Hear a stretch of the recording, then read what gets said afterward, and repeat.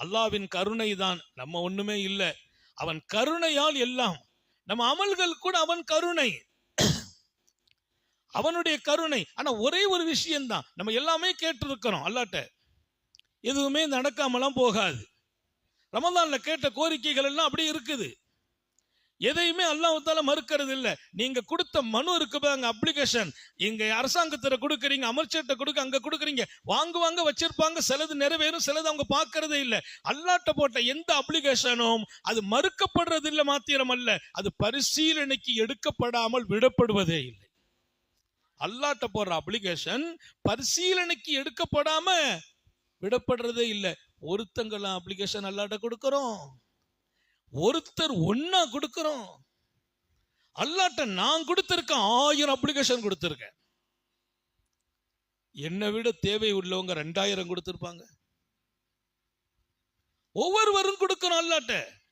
அத்தனையும் பரிசீலனைக்கு உண்டு. அவன் எதை கொடுக்கறான், எதை லேட் பண்றான், அது அவன் வேலை.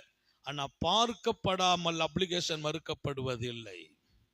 அனைத்தும் அல்லாஹ்விடத்தில் பார்வைக்கு போகிறது, அவன் செவிகளிலே விழுகிறது. நான் சகோதரிகளுக்கும் சொல்கிறேன், அல்லாஹ்ட்ட போய் கேட்டோம், ஏன் இன்னும் லேட் அப்படிலாம் பார்க்காதீங்க. உங்க அப்ளிகேஷனை அல்லாஹ் ஏற்கிறான், பார்க்கிறான், அது விஷயமாக பரிசீலனை நடக்கிறது. நிறைய உலகத்துல நம்ம கொடுக்கிற மனுவெல்லாம் பார்க்கறதே இல்லை. இவ்வளவு மனு சாக்கு நிறைய அள்ளி கொண்டு வெளியில போடுறாங்க, எந்த மனுவும் பார்க்கப்படுறது இல்லை. அந்த மனுவை கொடுக்கறது நம்ம 25 பேர் சேர்ந்து போய் கொடுத்துருப்போம். ஒரு மனுவை கொண்டு கொடுக்கிறோம்னா 25 பேர் போய் கொடுப்போம். சில நேரத்தில் நம்ம ஒண்ணும் இல்லை, நம்ம பள்ளிவாசல்ல கூட கொண்டு மனுவை கொடுப்போம், ஒரு 10-20 பேர் போய் கொடுப்போம். அந்த மனுவை வாங்கி அப்படியே தான் வச்சிருப்பாங்க. வாய்ப்புகள் கம்மியா இருக்கும், 1000 வேலைகள்ல இருப்பாங்க. அல்லாஹ்விடத்துல கொடுக்கப்பட்ட மனுக்கள் அனைத்தும் பார்க்கப்பட்டு இருக்கிறது, பரிசீலனையில் இருக்குது. அவன் கொடுக்க ஆரம்பிக்கிற டைம் அது நம்மை நோக்கி காத்து இருக்கிறது. ஆனா ஒரு நிபந்தனை தான் சல்லதான் சொன்னாங்க, உங்களில் ஒவ்வொருவர்களுக்கும் அவருடைய பிரச்சனைக்கும் அவருடைய தீர்ப்புக்கும் அவர் கேட்டதும் கிடைக்கிறதற்கு காலமெல்லாம் லேட் இல்லை. அவர் என்ன கேட்டாரோ, என்ன மனு கொடுத்தாரோ, என்ன அப்ளிகேஷன் அல்லாட்ட பண்ணாரோ அனைத்துக்கும் பதில் சொல்லப்படும். ஆனால் அவர் அவசரப்படக்கூடாது. இந்த ஹதீஸ் ரொம்ப முக்கியம்.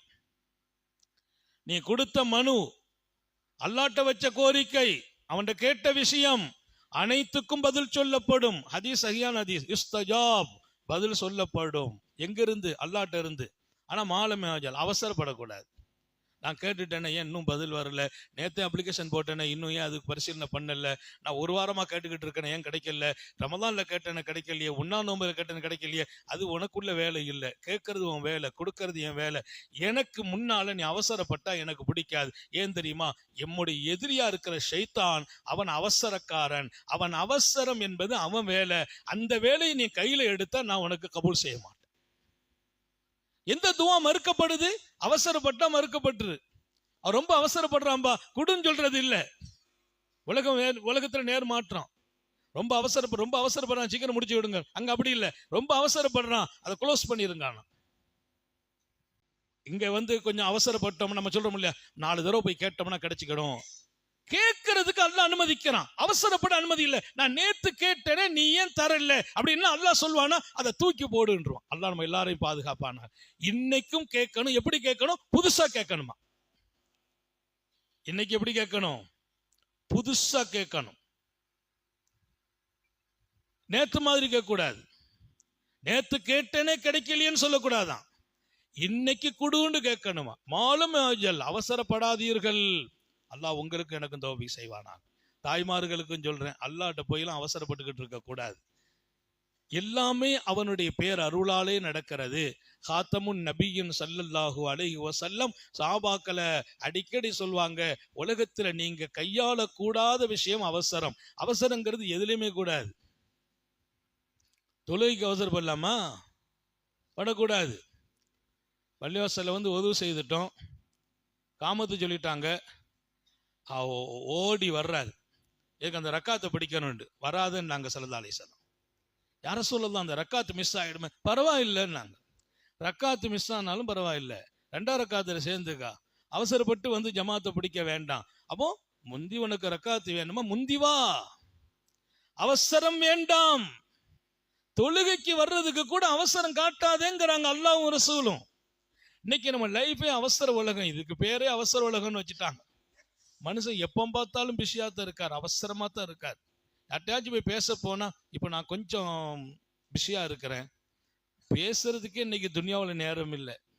புருஷன்ட்ட பொஞ்சாரியால பேச முடியல. பொஞ்சாரி போய் கொஞ்ச நேரம் உங்கள்ட்ட பேசணுமங்க, உனக்கு நேரங்காலம் தெரியாம பேசணுங்கிற, நான் எவ்வளவு டைட்டா இருக்கிறேன். பொஞ்சாரிக்கே டைட்டா ஆயிட்டோம்னா அதுக்கு பின்னால யார்கிட்ட நம்ம ஃப்ரீ ஆகிறது? வீட்டுக்கு நேரம் கொடுக்கணும், பிள்ளைங்களுக்கு நேரம் கொடுக்கணும், மனைவிக்கு நேரம் கொடுக்கணும். அவசரம் என்பது மார்க்கம் அனுமதிக்காத ஒன்று. குறிப்பாக என் பிரச்சனை தீர்வதற்கு நான் அவசரக்காரனாக இருக்கக்கூடாது. அல்லாஹ் குர்ஆன்ல மனிதனை பாராட்டுற இடம் இருக்குது, மனிதனை குறை சொல்ற இடம் இருக்குது. அதுல ஒரு இடத்துல அல்லாஹ் இப்படி சொன்னா, ஒகானல் இன்சான் அஜூலா, பாவம் மனிதன் அவசரக்காரனாகவே வாழ்கிறான். மனிதனை பத்தி அல்லாஹ் சொல்றான், ஒகானல் இன்சான் அஜூலா, மனிதன் அவசரக்காரனாகவே இருக்கிறான். அல்லாஹ் நம்ம எல்லாரையும் பாதுகாப்பானாக. கொஞ்சம் இந்த மாதிரி கேட்டு கேட்டு அந்த நேரங்கள்ல அல்லாஹ் ஒரு பெரிய மாற்றத்தை கொடுக்கிற ஒரு பெரிய வாழ்க்கை. ஆக நான் சொல்ல வந்த செய்தி ரொம்ப முக்கியம். அல்லாஹ்வின் பேரருள் நம் மீது இருக்குது என்பதன் அடையாளம் தான் நல்ல காரியங்களில் நாம் அமருகிற வாய்ப்பை அல்லாஹ் கொடுக்கிறான், நல்ல நாட்களை சந்திக்கிற வாய்ப்பை கொடுக்கிறான். அதனால அல்லாஹ் கொடுக்க தயார். அவன் நேரம் பார்த்து கொடுப்பான், காலம் பார்த்து கொடுப்பான், எப்ப எது அவசியமோ அதை கொடுத்துக்கிட்டே இருப்பான். நிச்சயமா கொடுக்க போகிறான். அவசரப்பட்டு விடாதீர்கள். கேட்டனே கிடைக்கலையேங்கிறது அல்லாஹ்வுக்கு பிடிக்காது. எல்லாம் அல்லாஹ் தௌபீக் செய்வானாக, பொருந்திக் கொள்வானாக, பரக்கத்தான் இந்த சபையை அங்கீகரிப்பானாக.